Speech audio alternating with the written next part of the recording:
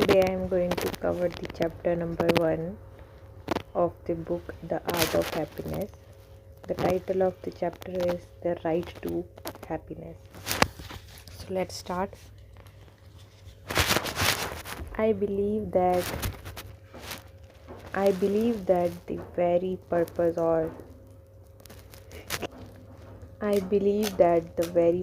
of our life is to seek happiness. That is clear whether one believes in religion or not, whether one believes in this religion or that religion.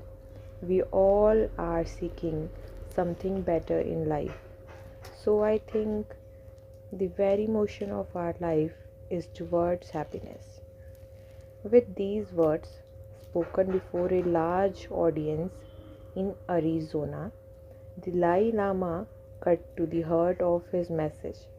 But his calm that the purpose of life was happiness raised a question in my mind. Later, when we were alone, I asked, "Are you happy?" "Yes," he said. He paused, then added, "Yes, definitely." There was a quiet sincerity in his voice that left no doubt, a sincerity that was reflected in his expression and in his eyes. But is happiness a reasonable goal for most of us? I asked. Is it really possible? Yes, I believed that happiness can be achieved through training the mind. On a basic human level, I could not help but respond to the idea of happiness as an achievable goal. As a psychotherapist, however, I had been burdened by notions such as Freud's belief that one feels declined to say that the intention man should be happy is not included in the plan of creation. This type of training had led many in my profession to the grim conclusion that the most one could hope for was the transformation of hydric misery into common unhappiness. From that standpoint, the claim that there was a clear defined path to happiness seemed like a quite radical idea. As I look back over my years of psychiatric training, I could really recall having heard the word happiness even mentioned as a theoretic objective. Of course, there was plenty of talk about relieving the patient's symptom of depression and anxiety, or resolving internal conflicts or relationship problems, but never with the expressly stated goal of becoming happy. The concept of achieving true happiness has in the West always seemed ill defined, elusive, ungraspable. Even the word happy is derived from the Icelandic word "hei", meaning luck or chance. Most of us, it seems, share this view to the mysterious nature of happiness. In those moments of joy that life brings, happiness feels like something that comes out of the blue. To my Western mind, it didn't seem the sort of thing that one could develop and sustain simply by training the mind. When I raised that objective, the Dalai Lama was quite to explain. When I say training the mind in this context, I am not referring to mind merely. as one's cognitive ability or intellect. Rather, I am using the term in the sense of Tibetan word sam, which has a much broader meaning closer to psyche or spirit.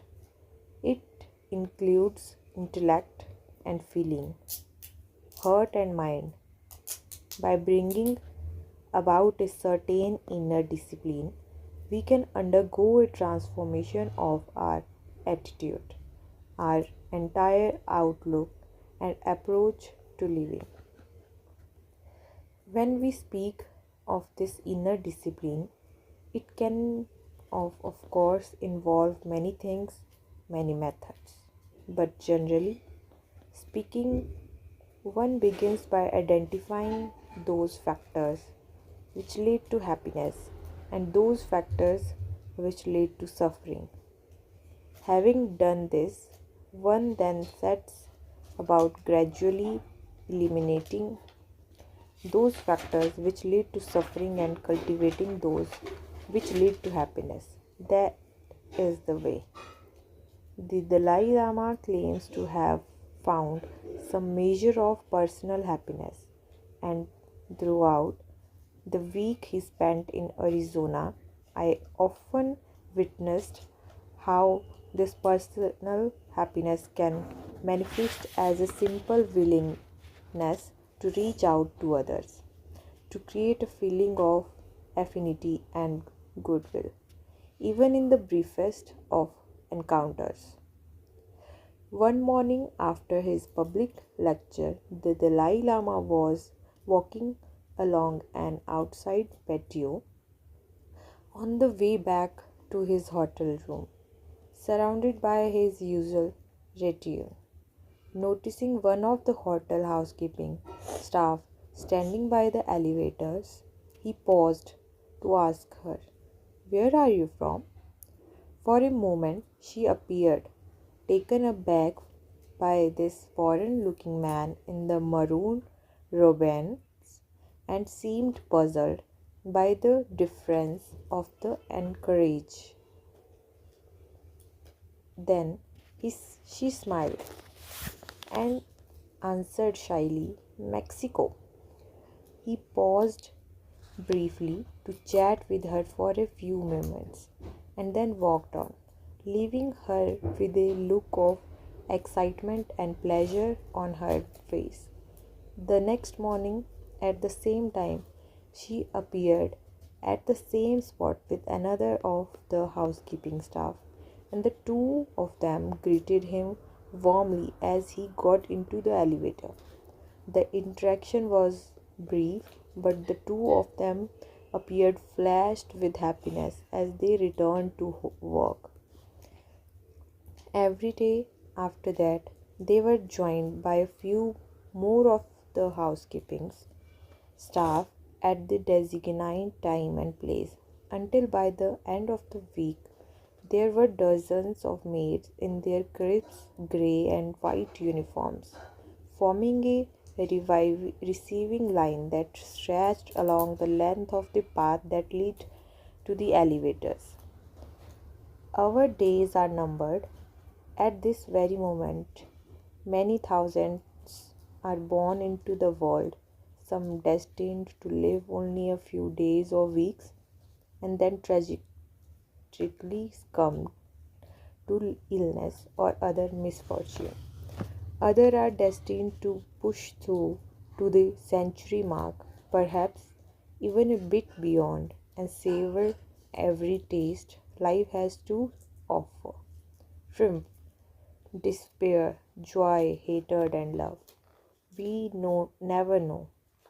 But whether we live a day or a century, a central question always remains: what is the purpose of our life? What makes our life meaningful? The purpose of our existence is to seek happiness. It seems like common sense, and Western thinkers from Aristotle of William James have agreed with this idea. But isn't A life based on seeking personal happiness by nature, self centered, even self indulgent? Not necessarily. In fact, survey after survey has shown that it is unhappy people who tend to be most self focused and are often socially withdrawn, brooding, and even enthusiastic. Happy people, in contrast, are generally found to be more sociable, flexible, and creative, and are able to tolerate life's daily frustrations more easily than unhappy people. And most important, they are found to be more loving and forgiving than unhappy people. Researchers have devised some interesting experiments demonstrating that happy people exhibit a certain quality of happy openness, a willingness to reach out and help others. They managed, for instance, to induce a happy mood in the test subject by arranging to have the person unexpectedly find money in the phone booth as a stranger. One of the experimenters then walked by and accidentally dropped a load of paper. The investigators wanted to see whether the subject would stop to help the stranger. In another scenario, the subject's spirits were lifted by listening to a comedy album.